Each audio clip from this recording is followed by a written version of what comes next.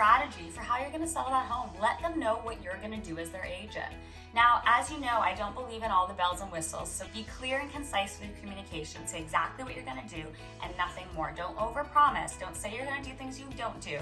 And don't oversell yourself. Some people try far too hard with their marketing page, and you have to keep in mind who your audience is.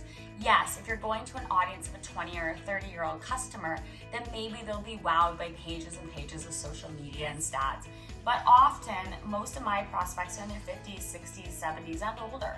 And that's not going to relate nor drive home. Although I do let them know that we do online marketing, they are more interested in what I'm doing in print form. As you know, I do believe in modern real estate as well as traditional real estate, and I try to blend both.